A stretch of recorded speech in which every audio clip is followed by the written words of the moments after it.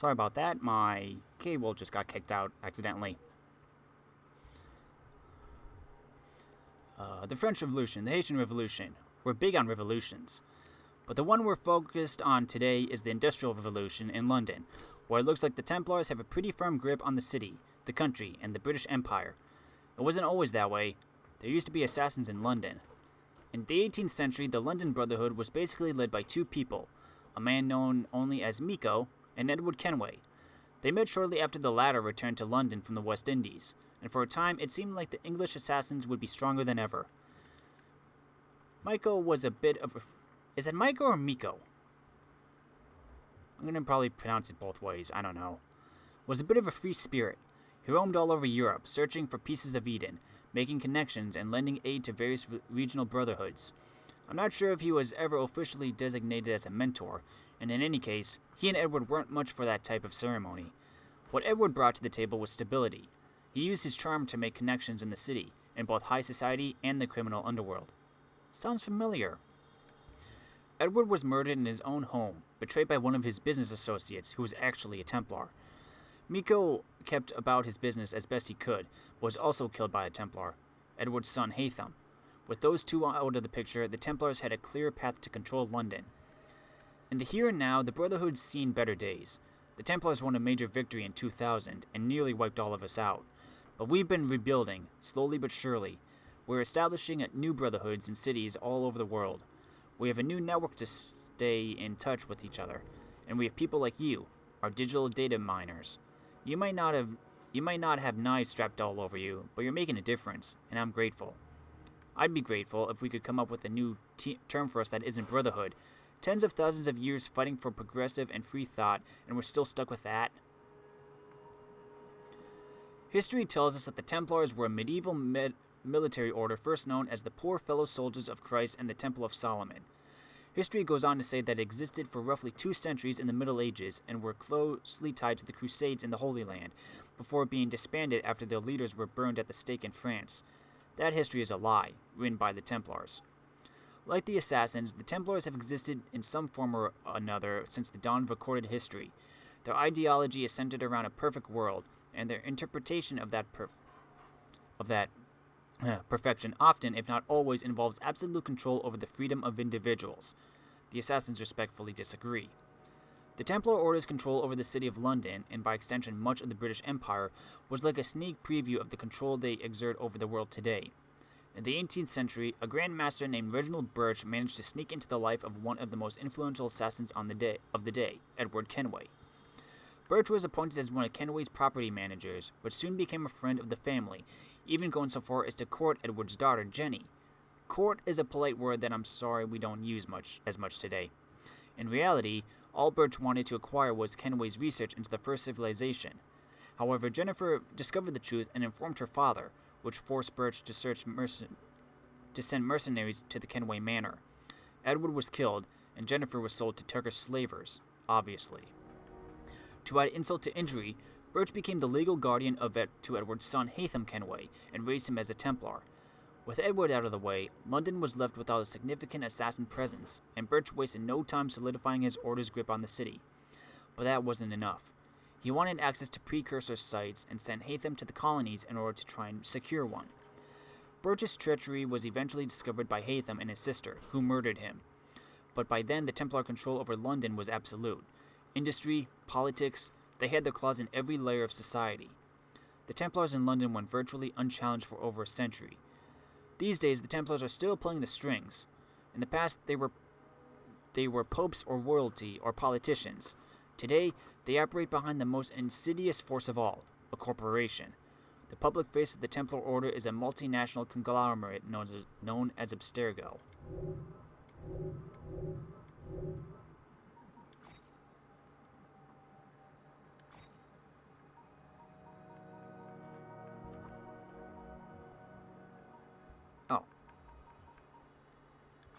Lucy Thorne. Date of birth, 8th of August, 1837. Lucy Thorne was born middle class in London. Her father was a successful but stuffy tea merchant. Her mother was well educated and the daughter of a minor noble house. She liked the good things in life and grew up among the relative luxury. However, increasing family debt would become a problem in her adulthood. Lucy was clever and quick as a child. Her mother educated her in all of the qualities that should have ensured her a successful marriage, but Lucy decided instead to immerse herself in books. She branched out into the study of obscure religious knowledge, into magic and occult philosophy. All really useful stuff in a marriage. In Lucy's teens, her father struggled to run his business and pay for his family's needs.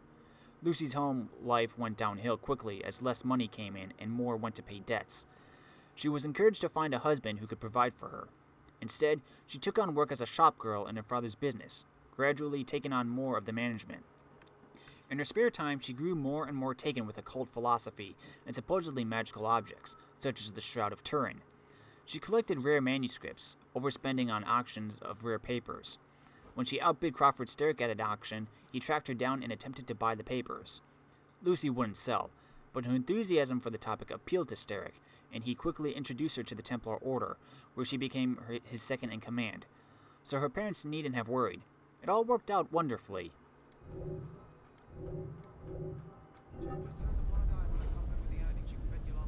Confess! Wait, where are you going?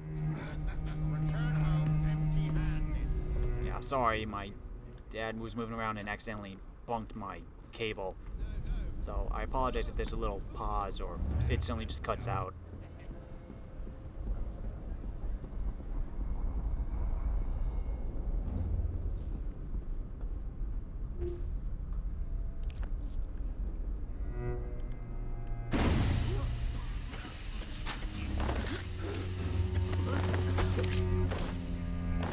Smoke bombs.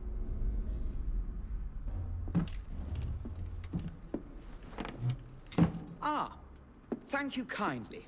I was in ever such a squeaky fix when, what do you know? You rescue me. Where's the hidden laboratory? Untie me, and then we can parley, my lady. I'm pressed for time. Tell me now. It's underground. Requires a key. One of the guards nicked mine, cheeky sod. Thank you. Now? Untie me? You got yourself in. I trust you can get yourself out again. Not to worry, my lady. Can still recall a couple of tricks from me carnival days. Charming.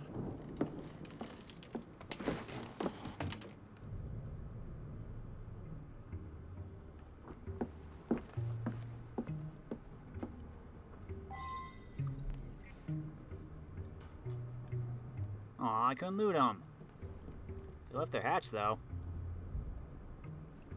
Weird. Throwing knives, smoke bombs. That's whistle. Okay.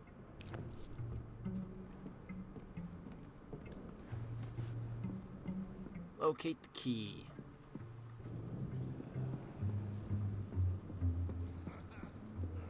Is there a way to get out of here?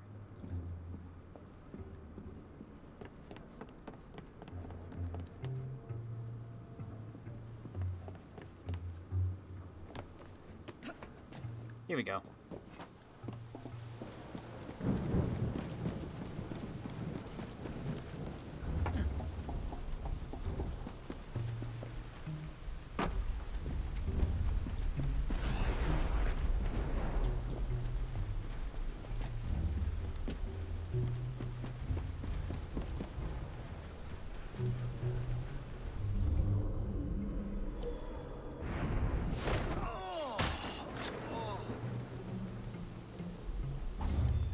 You.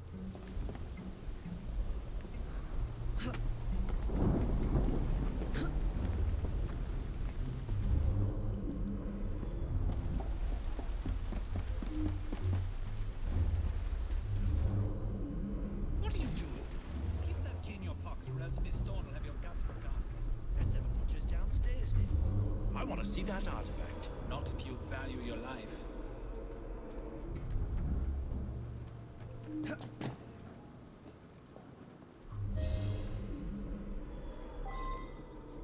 Steal the key. Hey, leave them rats alone. They've as much right to be here as you. Mind your own post. I'll feed him to me cat. Poor little rats.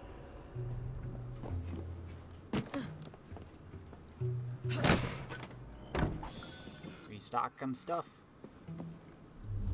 I'll go downstairs into the passage all quiet like. It ain't worth it.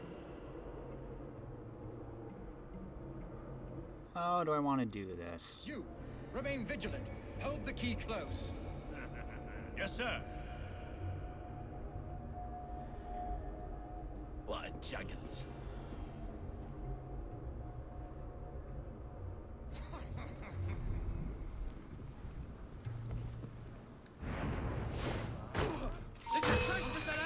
Aw, dang it, I didn't realize there was a guy here.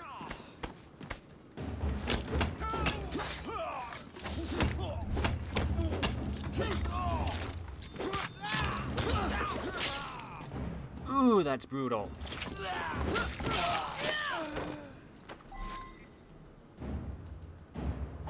Got it.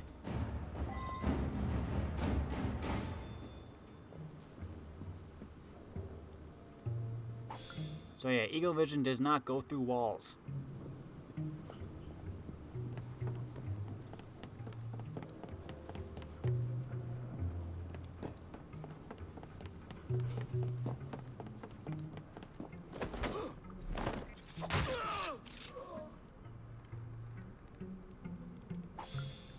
More loot. Thank you.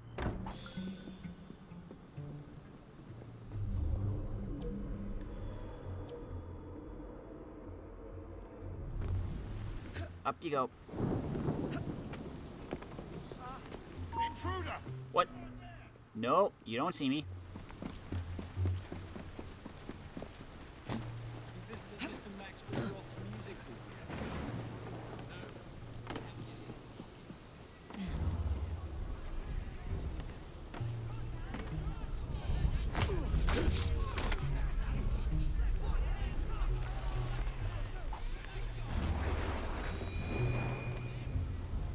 Okay, the secret entrance.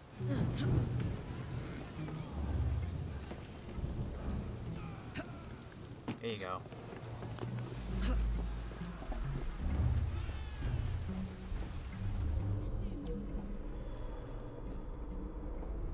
Let's get in here.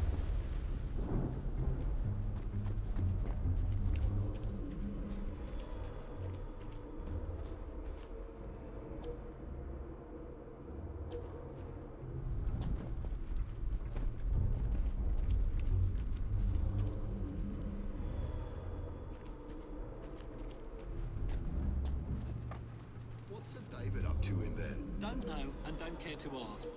'Cause at night, the grates glow with an unearthly light, as if the dead are climbing up out of hell itself. There you are. The entrance to Bruce's lab. Really? Pardon me, good sir, but I need to get through this door.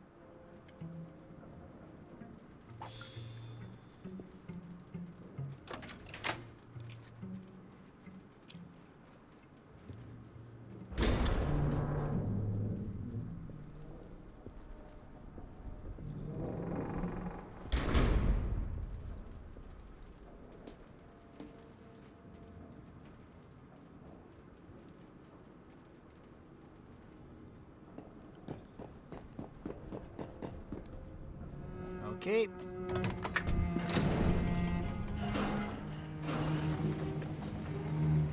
Back on track.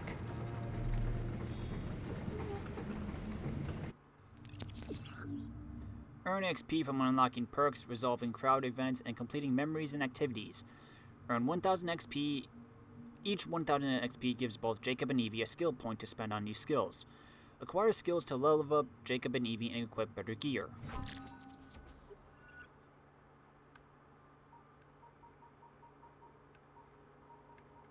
Okay. Multi-finisher. When close to multiple enemies that are near death, press square to execute up to 4 enemies at a time to gain extra XP.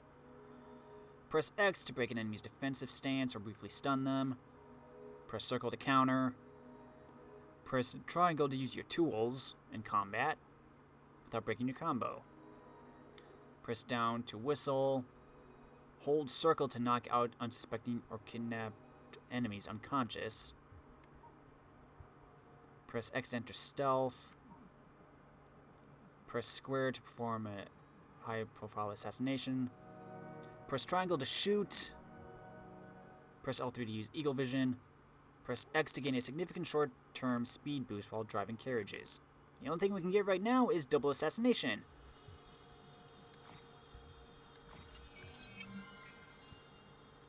Sweet. Now what? Eagle vision now allows you to see through walls. Find more common crafting resources from every source. Automatically loot enemies when you assassinate them. Knock them out, kidnap, or perform multi-takedowns. Open locked chests to find money, resources, and rewards. When your combo reaches 10, your next attack automatically puts the target to a near-death state. Increase the time before you lose your combo streak due to inaction. Increase your health. Well, I just said, let's upgrade our eagle vision to see through walls.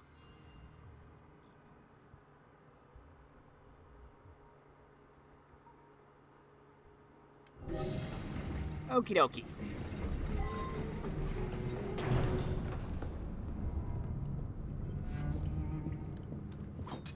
No, I didn't want. Ah!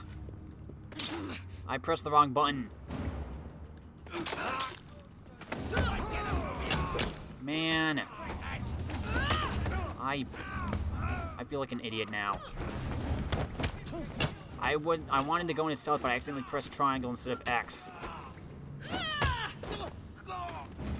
Man, that was stupid of me.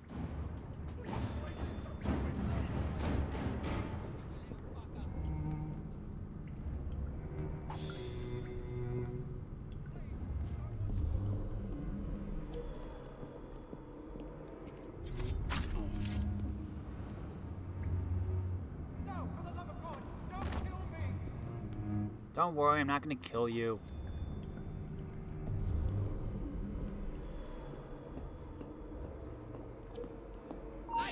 Oh, come on. Let's make a mess! You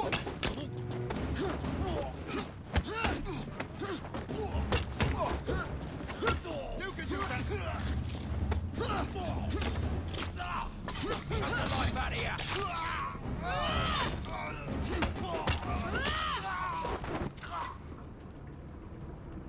Thought I could just walk up to them.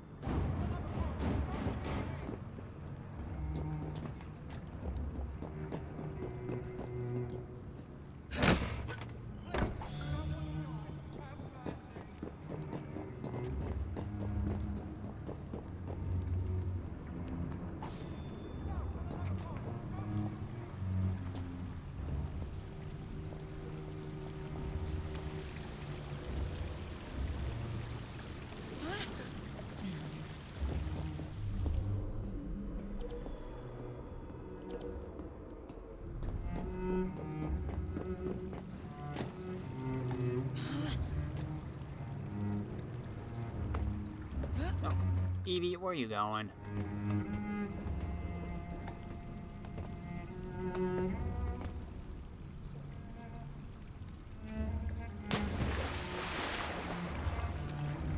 Getting used to the controls again.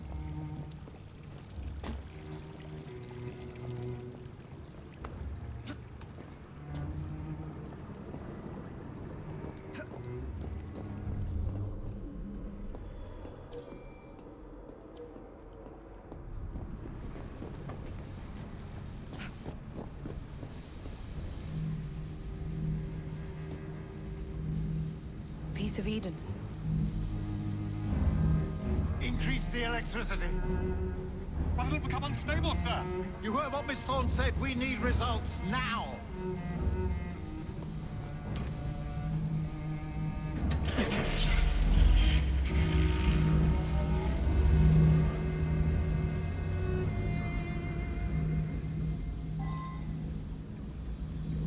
Air assassinator. Okay. Cheek of that woman. I say I ought to seize the blasted artifact for Edinburgh. If you don't mind me saying, that would be an exceptionally bad idea. Why? It's God's apple, not hers. I would display it in public. Darwin would be vanquished, banished in shame to the blasted Galapagos, to roost with his beloved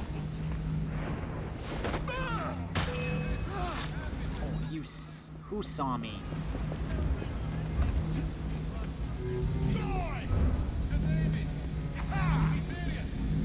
Don't just attack her, what an Son of a biscuit.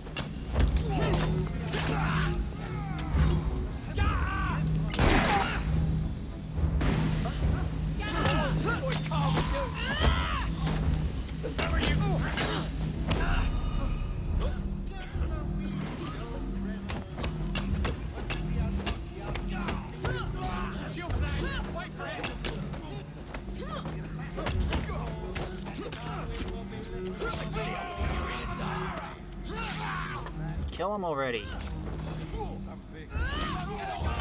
Okay, we get it.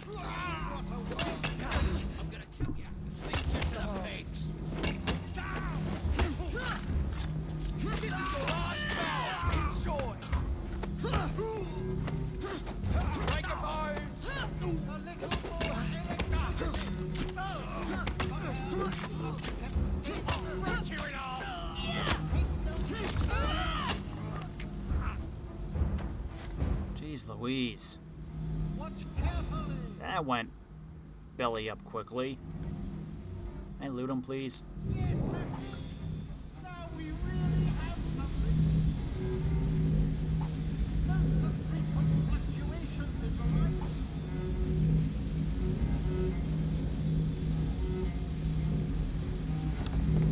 I will win this war, Miss Thorne. Come on. Up, Evie. Free of this Up, Evie.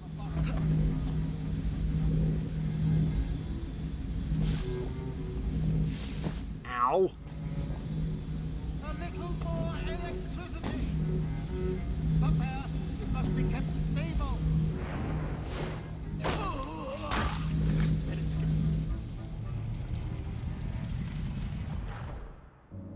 It is time to lay down your head, Sir David Brewster. But I have so much more to discover. Do not be afraid. I'm not. God will protect me. I will continue your experiment. You will not stop, Starrick. Miss Thorne has already found another piece of Eden, more powerful than the last. I will take that one too.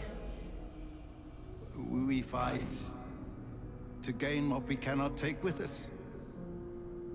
It's in our nature.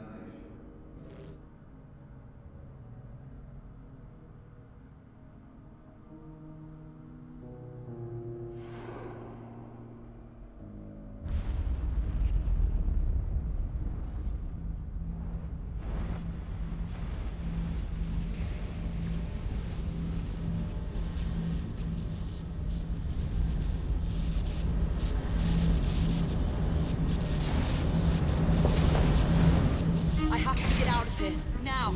Good idea.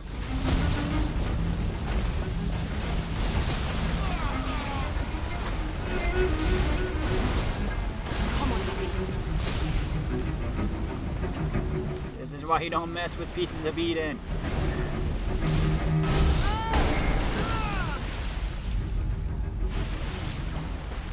Keep going.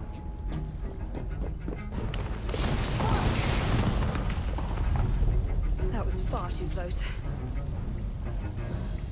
I must find a way out.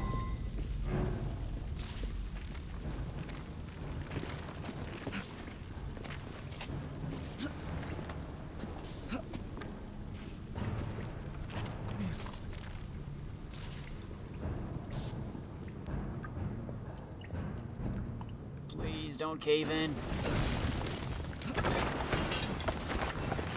Smart. Nearly through. Avoid the bricks.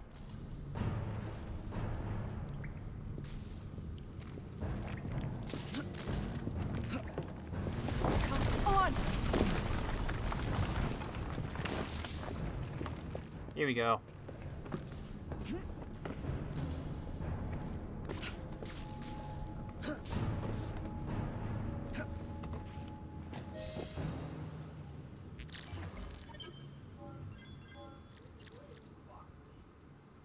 We got a thrifty cloak.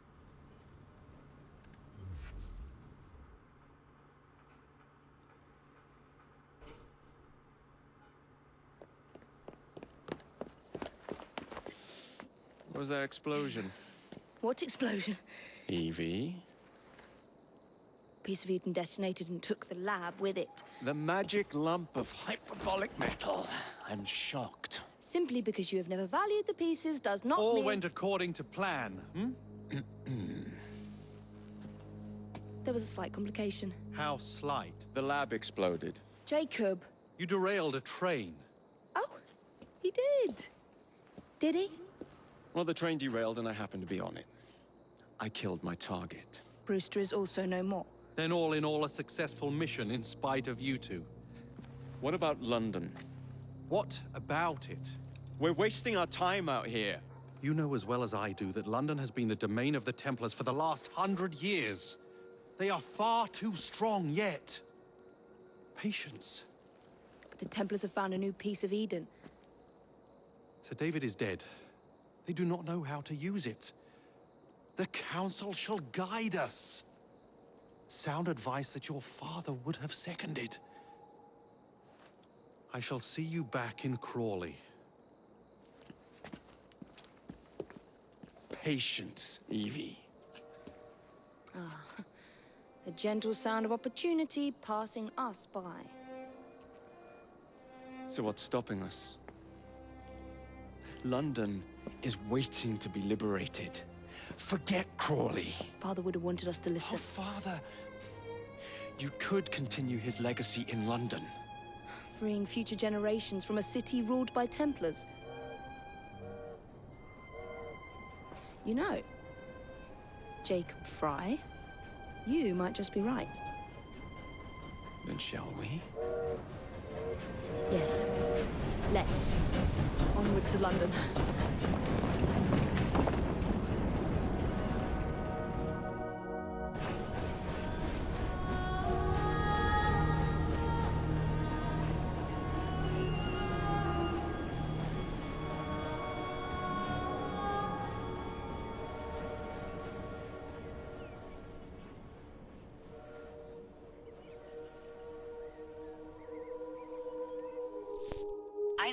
I know. You've only had a taste of our latest acquisition from Abstergo. But I want to check in on Sean and Rebecca. I still think attacking a Templar is a mistake.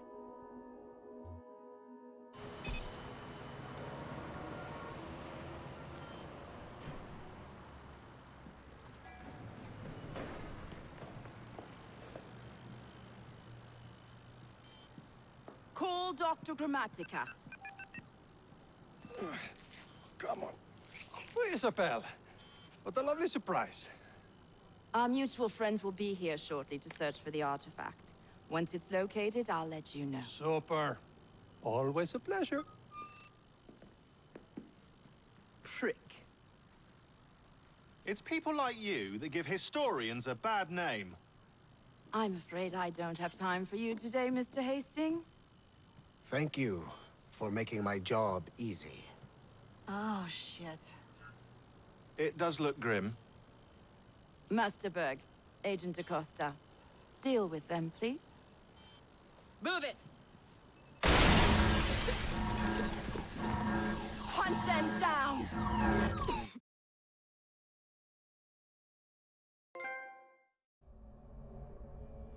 All they had to do was wait for you to search the data. Their little stunt has put the whole operation at risk. You need to synchronize Jacob and Evie's memories. Find something that puts us ahead of the enemy.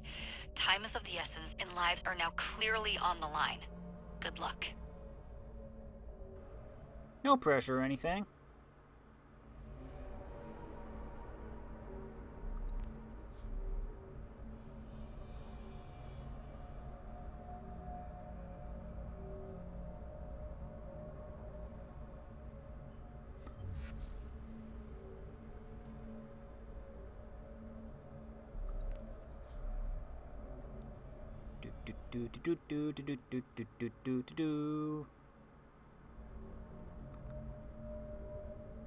Let's go see what London's like. Once it loads.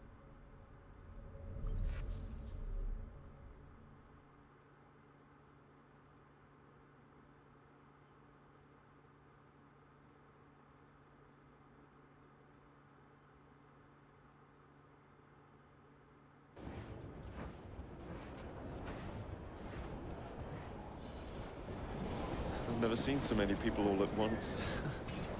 Churning seas of London. It's just the way Father described. Now, to find Henry Green and formulate a plan of attack against the Templars. Who's Mr. Green again? The assassin watching over London? Did you not listen the first 3 times? Listen to what? Oi, watch it. Beg pardon, sir. Oi! Come back here, you filthy dipper! Stop! Excuse me. Stop, thief! Oh, come on, Jacob.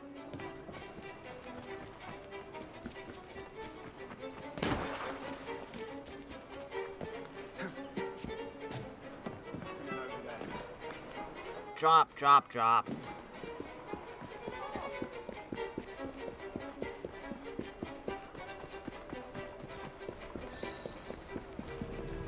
Oh, come on. Fine, you little mobsman. Keep it. Well, well. What do we have here? You're on our property. I'll rip your tongue out. Enjoy carving you.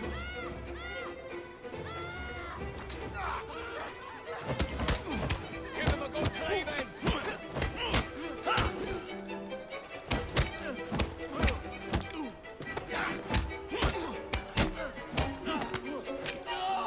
You'll be singing a different tune once I'm through with you.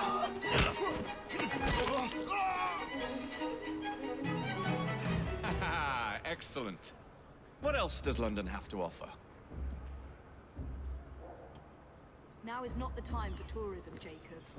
Now's the time to find Henry Green. What in hell's name? I've always been the quicker climber, haven't I? Not since we were 2.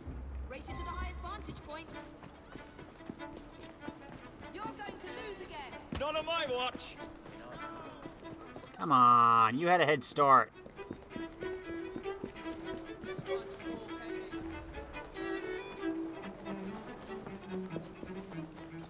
Aha! I'm taking the lift.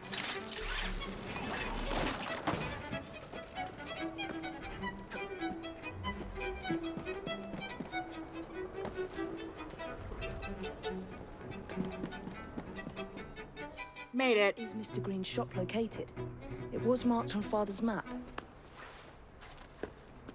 2 assassins. Equal in height. 1 female, 1 male. 2 decades old. And those devilish smiles.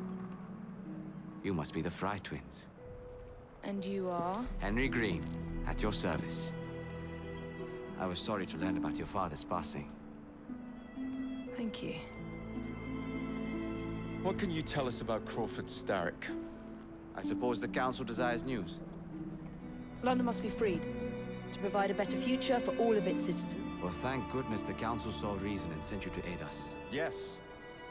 Thank goodness. Unfortunately, I am the bearer of bad news. Today, Starrick sits at the helm of the most sophisticated Templar infrastructure known in the Western world. Every class, every borough, the gangs, the industries. His reach extends all across London. I've always thought of myself as a gang leader. Firm, but fair. Huh. Well, I have uniforms. And I'll unite a mix of disenfranchised outsiders under one name. That's it, Evie.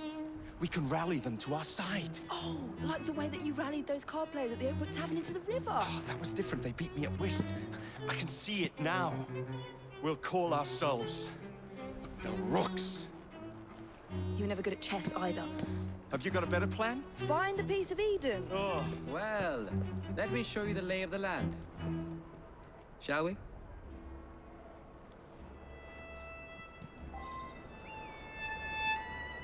Time for a first synchronize. To see any landscape is from above.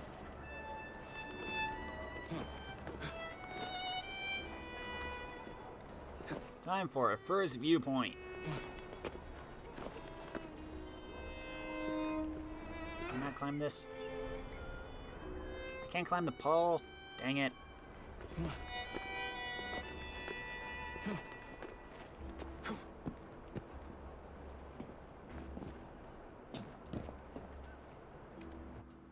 Look at what Starrick has done to the city. Whitechapel is riddled with crime. Child labor, despite regulations. A gang known as the Blighters overruns the streets, and Templars manipulating behind the scenes. As in all the other boroughs, we need to return this city to the people who built it in the first place. We will free London from Starrick. You have my word. And my looks. Miss Fry, your passion is inspiring. Come. Let us return to my shop, and I can bring you up to date on the rest.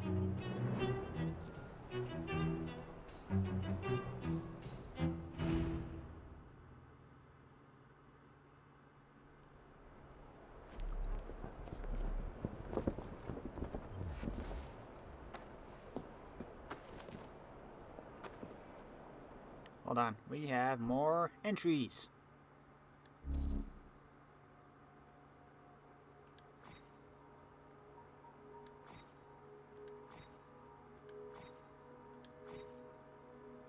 Henry Green, born 7th December 1843. Henry is as good at keeping secrets as he is at meeting people. Many people do not, and most people will never, know that Henry was not always called Henry. Jayadip Mir was born the son of a princess and an assassin, Arbaz Mir, a member of the Indian Brotherhood. Fell in love with Pyara Kaur, the daughter of the Maharaja Karak Singh, while racing against the Templars to find the whereabouts of the mysterious Koh-i-Noor diamond. Jayadip was raised and trained to be a member of the Brotherhood, but to the frustration of many, found he was more inclined toward books than he was to violence. Hoping it was just a phase, the Brotherhood sent Jayadip out on a mission in 1860, which he ultimately failed, putting the Brotherhood at risk. Jayadip was then invited to England for a more suitable mission. He left home, but was ever hopeful that someday he would return, having proved to be a capable field agent. Over the course of his time in England, he adopted many fake identities, but he came to love the very simple, curiosity shop-owning Henry Green. Henry, a name he heard often, and green being the color of his hat at the time. Having made connections throughout London, he proved extremely useful upon the arrival of assassin twins Evie and Jacob Fry.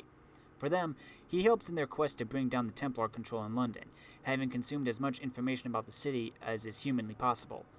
While both sincere and hard-working, Jayadip has a human side to him that many in the Brotherhood simply do not. The Rooks. An essential part of the English ecosystem, street gangs dominated the 19th century underworld. In an attempt to unify the street gangs under one regime, the Templar Order created the Blighters and attempted to remove any oppressing forces to their cause. The Clinkers of Whitechapel, the last remaining independent gang in London, fought in vain against the mighty oppressors. Eager to turn things around, they welcomed twin assassins Evie and Jacob Fry into their circle. Proposing a new idea to take back the streets of London from under the Blighters' feet, the Clinkers took on the identity of the Rooks and decided to fight under the guidance of the Fry twins. Their main approach to undermining the Blighter influence is to sabotage their hold on different areas of the city, such as Blighter-owned factories and strongholds, and then challenge them to a final fight for the territory in a gang war. Nowadays, London doesn't really have street gangs like those. It's got students in bright jackets carrying clipboards who stop you and demand your credit card details instead.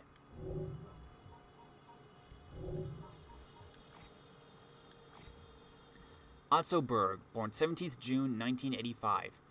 Johanni Otto Berg was born in Mikkeli, Finland, but was dragged around the world by his father, who worked for an oil company belonging to one of Abstergo's many subsidiaries. So young Master Berg was raised by rig pigs in Afghanistan, Kurdistan, and Oman, to name a few. And that doesn't really sound like a magical childhood, does it?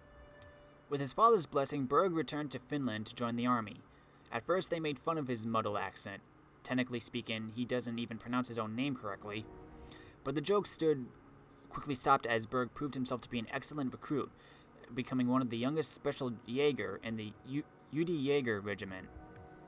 He met his wife Helmi in the army, and everything pointed to an intense but unremarkable life, until his daughter Alina was born and diagnosed with cystic fibrosis. While Finland's healthcare system is generally considered to be quite good, the Berg family found themselves struggling to afford the aggressive drug treatments Alina so desperately needed. Is it Alina? I apologize again if I pronounce names wrong. Berg quit the army and became a well-paid mercenary, which his wife did not approve of, resulting in divorce. It's not exactly a doctor or a lawyer, is it?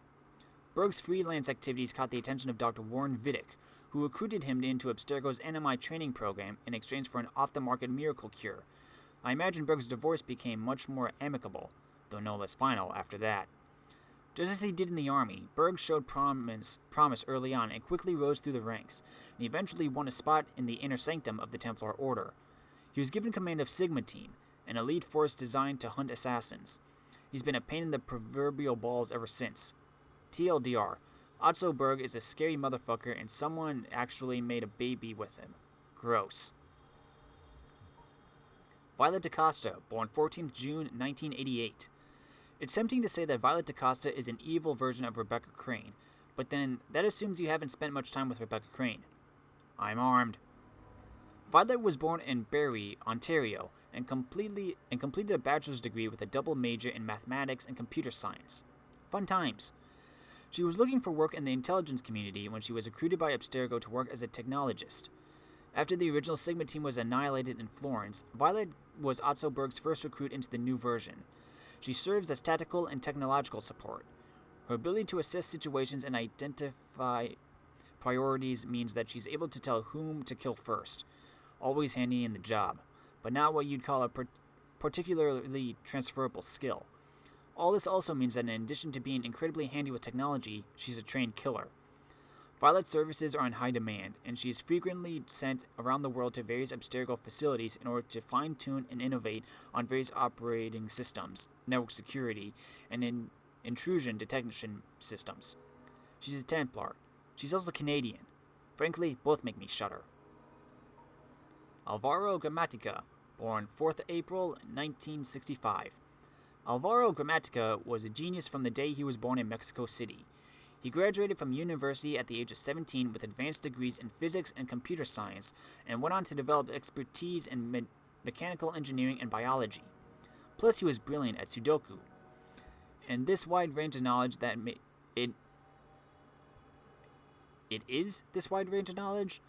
him so valuable to Abstergo. In 2008, he was recruited to work on the Akashic Satellite Plexus. In 2009, Grammatica invented the Data Dump Scanner, a software program that allowed an Animus user to relive genetic memories that were not their own. It revolutionized an already incredible machine, and paved the way for Abstergo's current successes with Abstergo Entertainment and its Helix cloud servers. I could do all that cool stuff too if I was backed up by a gazillion-dollar evil corporation. At present, Dr. Grammatica may be our most prominent Templar target. In 2014, he named as the director of the Phoenix Project. He was named director of the Phoenix Project? Sean, get your typos right.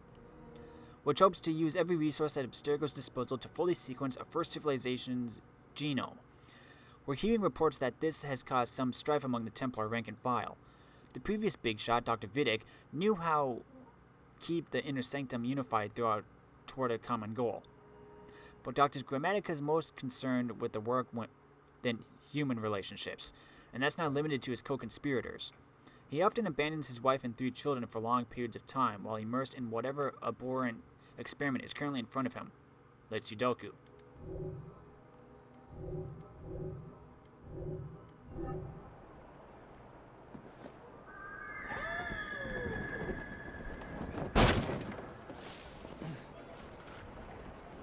Who's that guy? That is Jayadeep Murr, aka Henry Green. Henry! I got a new belt for Jacob.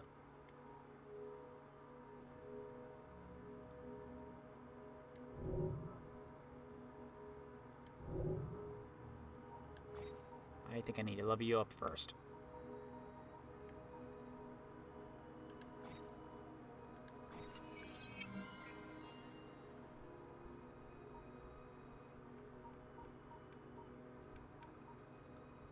Use some lockpicks.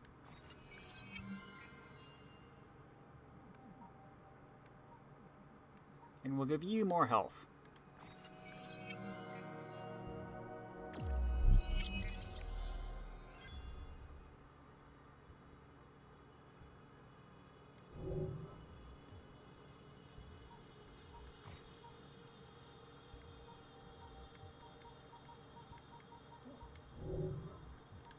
Now can I use this?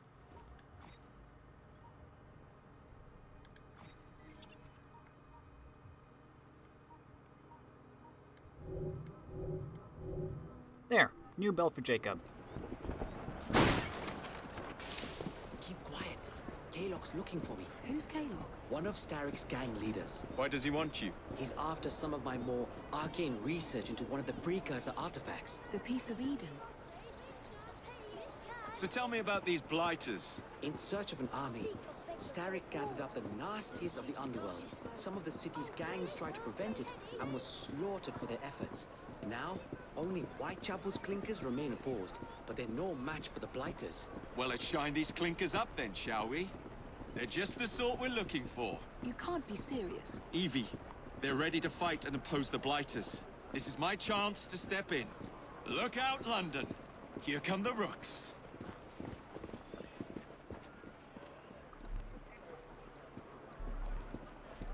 Picked up an illustration.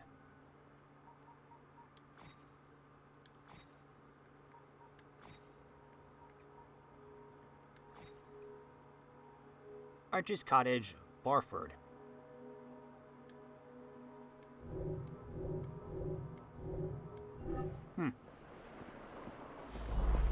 Hey!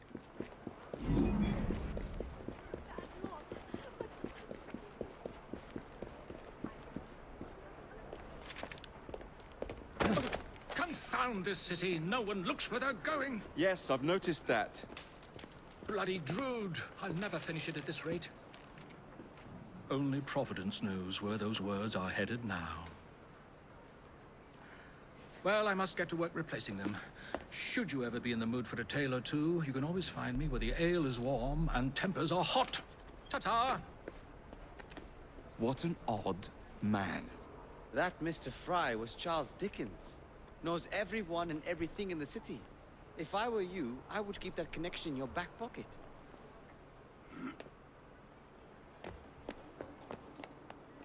Kalok's gang is nearby. They must not follow me back to my shop. We'll take care of it. Here, you might be able to use this. Oh God, I hope so. My carriage is nearby. Make use of it to throw them off my trail. I will meet you at the curio shop.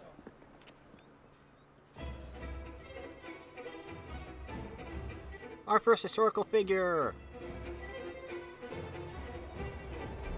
Keep moving.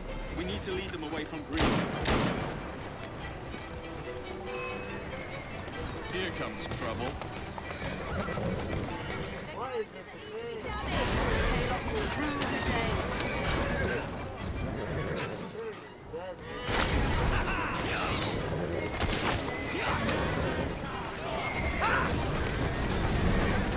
They've gone. Now to return to Mr. Green. Aye, aye, Captain. You're relentless. That relentlessness will see me become master when we finish this. George would do nothing of the sort. Whatever's left of the Creed would perish under your control. Harsh words, dear sister. Hold up, we had an entry. Charles Dickens, born 7th February 1812. A celebrity during his lifetime, Charles John Huffman Dickens remains one of the largest sources of information regarding 19th century London. Known for being both a literary titan and an activist, Dickens' work showcased the life and personalities of London's working-class people. If you ask around in London pubs that still exist today, most report that he was a regular. Imagine being a regular at every single pub. That takes dedication. My favorite contemporary criticism of Dickens would have to be Mr. Dickens, as in revenge for his own queer name, does bestow still queerer ones upon his fictitious creations. Dickens was born in Portsmouth, the second of 8 children. He was said to have had an idyllic childhood up until the summer of 1824, when his father, John Dickens, was arrested for debt and thrown into Marshalsea debtor's prison with his family in town.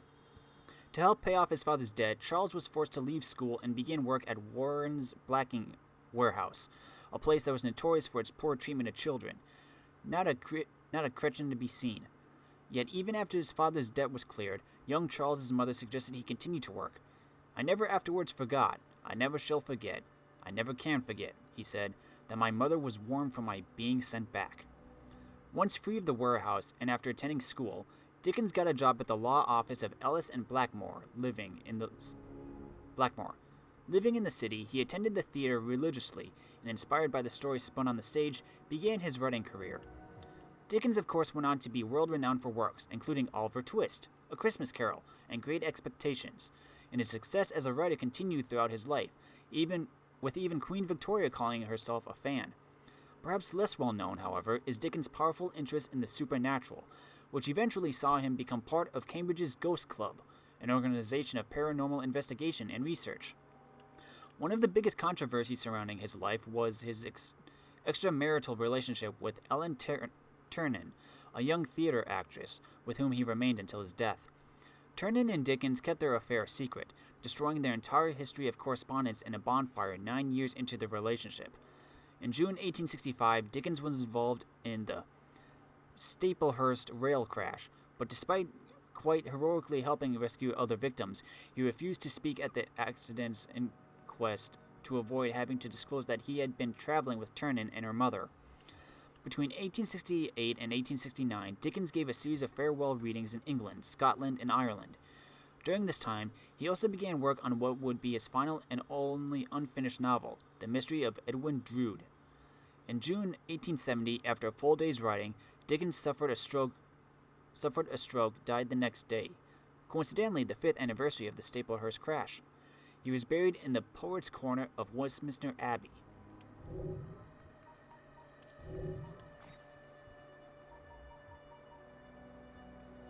Whitechapel, a borough known for its intense poverty. Residents who could not find gainful employment resorted to professional begging, thievery, grifting, and prostitution. St. Mary Matfelin. The original Whitechapel that gave the borough its name was built on this site in 1286. It would be rebuilt 3 times over the course of its history. The first was in 1329, when it was officially named St. Mary Medfelin. It was then rebuilt in 1685, despite the fact that it was one of only a few buildings to survive the Great Fire of 1666. And it was rebuilt again in 1875, in order to more closely resemble the church as it was in 1329. Talk about indecisive. The man who executed King Charles I at the end of the English Civil War, Richard Brandon, was buried in St. Mary's churchyard. Historical records document a scandal that took place in the church around 1710. I know, a scandal in a church. Whatever next? Anyway, it seems like the rector of the church set up an altarpiece depicting the Last Supper and had the figure of Judas made to look exactly like a personal enemy of his, the Dean of Peterborough. As far as aggression goes, I'd say that's pretty aggressive. It's also bloody brilliant. St. Mary Medfelin was hard hit during the Blitz of World War II and was eventually demolished in 1952.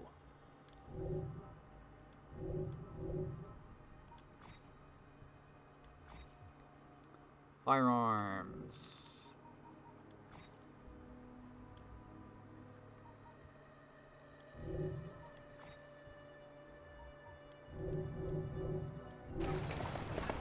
I do hope Mr. Green made it back safely. Don't tell me you fancy the bloke already.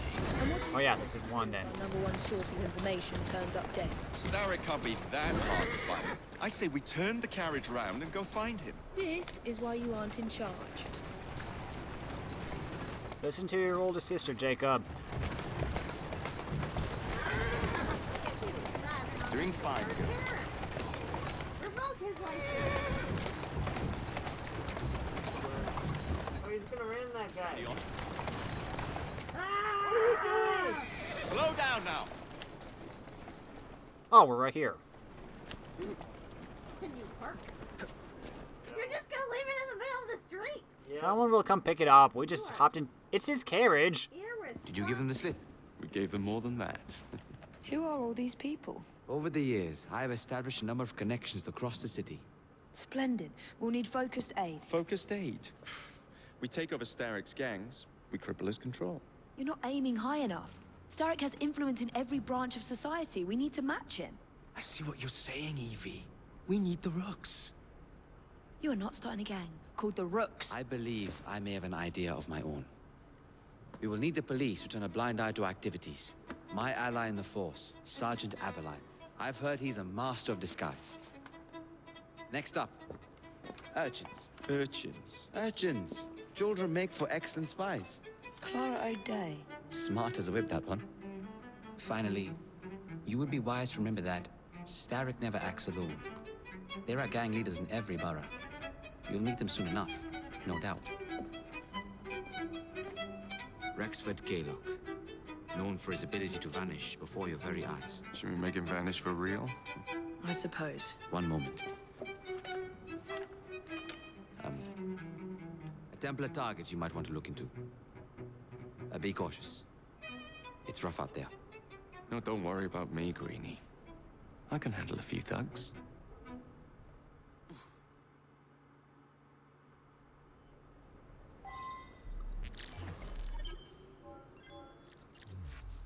Welcome to London.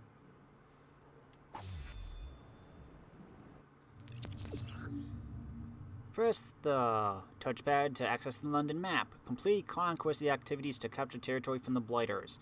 Kill the Templar crime boss to conquer the borough.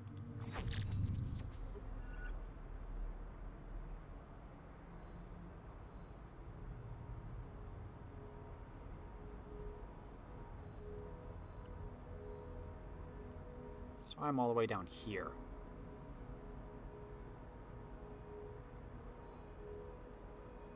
Abilene. That's the gang stronghold. That's probably Clara. That's Templar Hunt. Welcome to London. Lambeth, Southwark, the Thames, the Strand. We're currently in Whitechapel. What's the plan then, oh mighty planner? You're the one with the grand ideas. The gangs, the fights, even the outfits you'll wear. Perhaps you should lead the way. If you insist.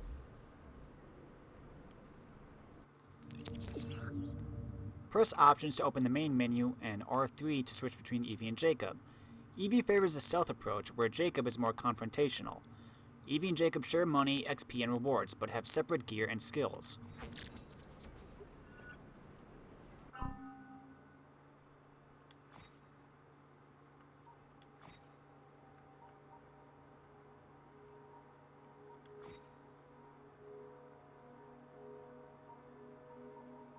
All these gang strongholds. All these Templar hunts.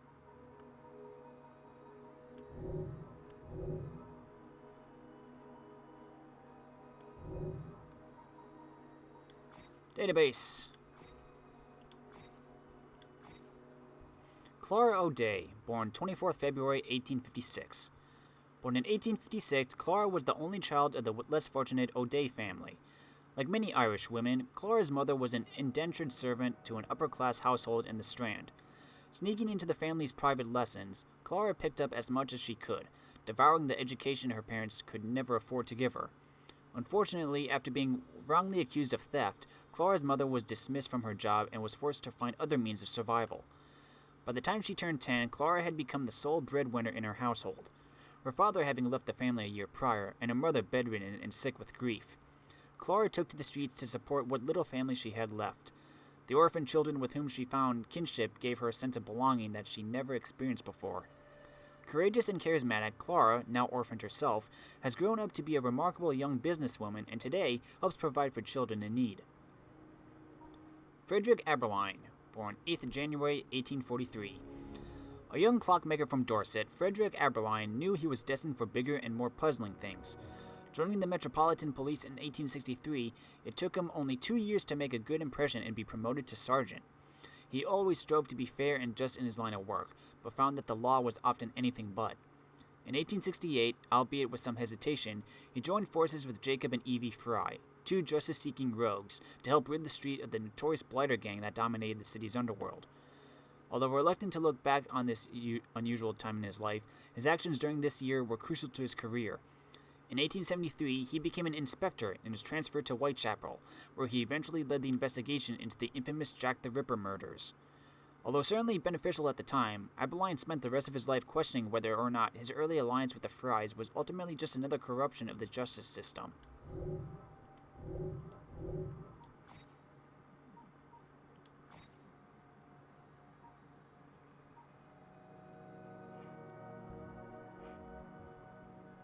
Music boxes are hidden throughout London. Be observant and follow clues that lead to each box. They can be used as in a secret vault located underneath a dig site in the city of London Borough. Collect all in order to access the precursor armor.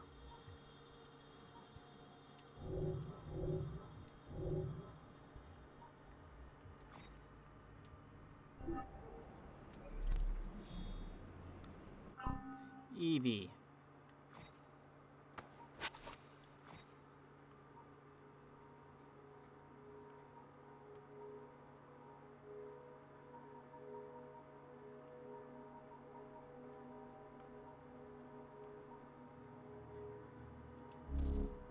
Oh, I need to be level 2. Well, let's level you up then.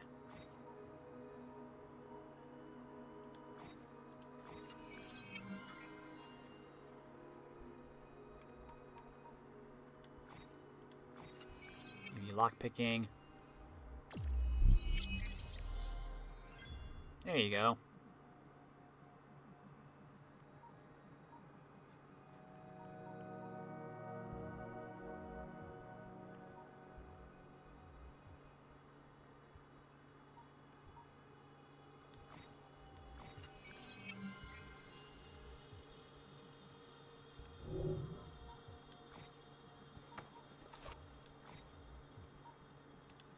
There. New cape.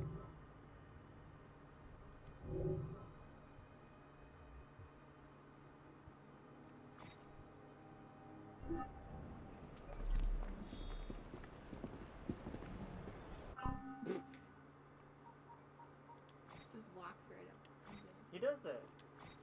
Let me intimidate you with my Police. Before 1829, London did not have a unified police force committed to the investigation and prevention of crimes. Sure, they had constables, but their sole responsibility was to bring people accused of a felony to a justice of the peace for deliberation. This system may have served them well before the Industrial Revolution, but the surge in London's population meant a surge in crime, and the government needed to respond. The Metropolitan Police Act of 1829 saw the creation of what is commonly known today as Scotland Yard, a unified police force that answered to the Home Secretary. An extra 1,000 officers were hired, in addition to the 400 officers already employed. They were given uniforms, and for the first time, police work was made a full-time job. These new officers were derided by Londoners who saw the Metropolitan Police as an infringement on their personal lives. Crime is a tough habit to break, it seems. The whole endeavor was a success, however, and crime rates dropped significantly in the ensuing years. Despite the odd bit of corruption, the coppers were tough and relentless in their aim to clean up the streets of London. Lovely news for Jacob Fry and the Rooks, isn't it?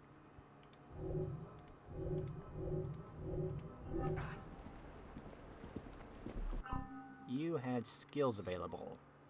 You have 1 skill point. There.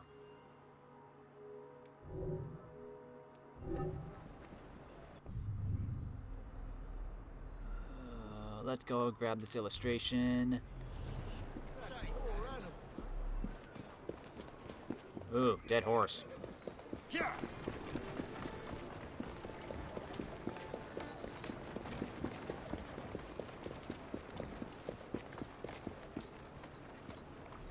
Thank you.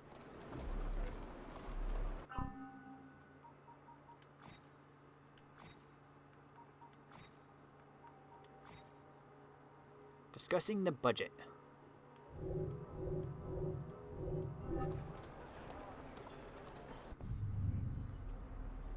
Anything else I can quickly do?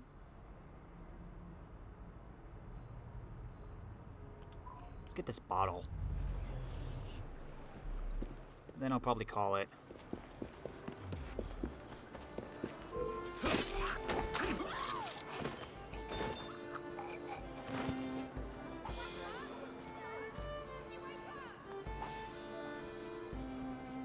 Oh!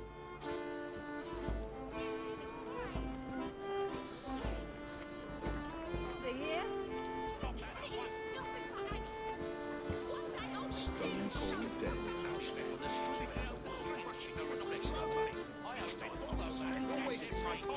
Hey, I'm trying to listen to the music here. Quiet down.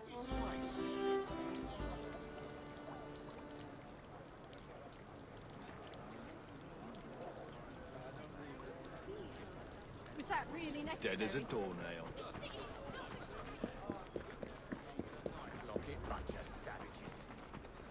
Okay, let's go get this bottle. I'm not so far that I can't stop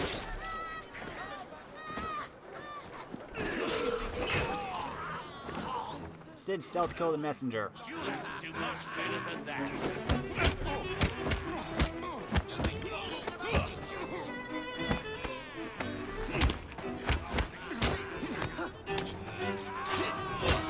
Murdered him.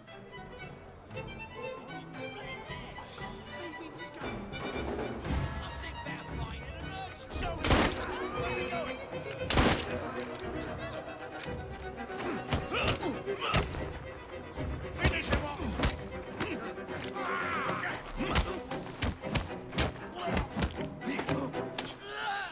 They can't take down all of you!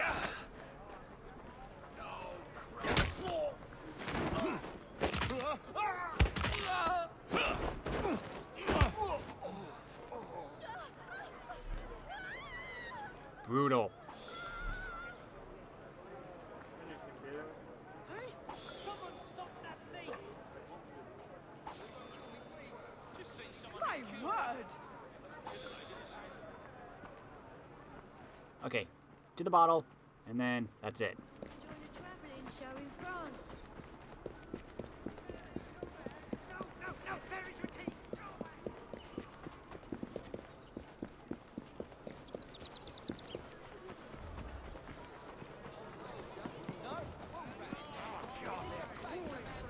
Excuse me. Wait there!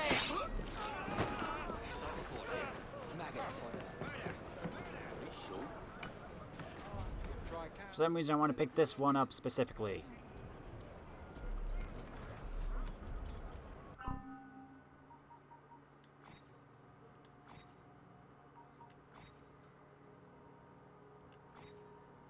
Merlin and Arthur Imperial Stout. Trevenna. Sean's tasting notes. Whoso pulleth this pint from this cask shall be right wise king born of England, which would be fortunate, as he could then immediately put the brewer of this travesty to death for crimes against the state. The ensuing crisis of succession, civil war, and mass outbreak of food poisoning would surely plunge us into a dystopian age to make a British comic book writer of the 1980s wet himself with glee. Multe corons plus de virtus, indeed. And no, I'm not going to translate that for you. You should bloody know what it means. Good to have you back, yes. Good to have you back, Sean.